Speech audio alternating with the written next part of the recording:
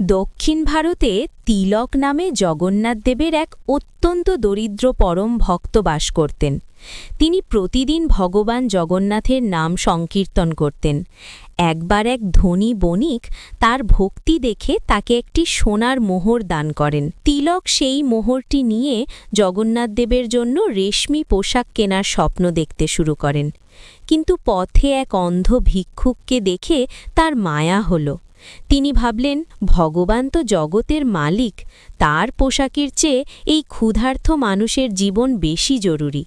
তিনি মোহরটি ভিক্ষুককে দিয়ে দিলেন। সেই দিনই রাতে তিলক স্বপ্নে দেখলেন জগন্নাথদেব তার সামনে এসে দাঁড়িয়েছেন। কিন্তু অদ্ভুত ব্যাপার, ভগবানের পরনে ছিল সেই অন্ধ ভিক্ষুকের সেই জরাজীর্ণ পোশাক। তিলক কাঁদতে কাঁদতে জিজ্ঞেস করলেন, প্রভু, আপনার এই দশা কেন? ভগবান উত্তর দিলেন, তিলক, তুমি আজ যাকে মোহরটি দিয়েছ, আমি তার মধ্যেই ছিলাম।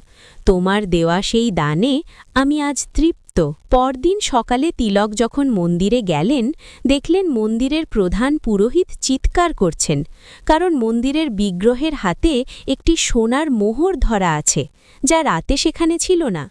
পুরোহিত যখন মোহরটি হাতে নিলেন, দেখলেন তাতে তিলকের নাম খোদাই করা আছে। মন্দিরের সমস্ত ভক্ত এবং সেই প্রধান পুরোহিত তিলকের সামনে নতজানু হয়ে প্রণাম করছেন। মনে রাখবেন, মানুষের সেবাই হল ভগবানের সেবা। ভক্ত যখন নিঃস্বার্থভাবে কাউকে দান করে, সেই দান সরাসরি ভগবানের হাতেই পৌঁছায়। জয় জগন্নাথ।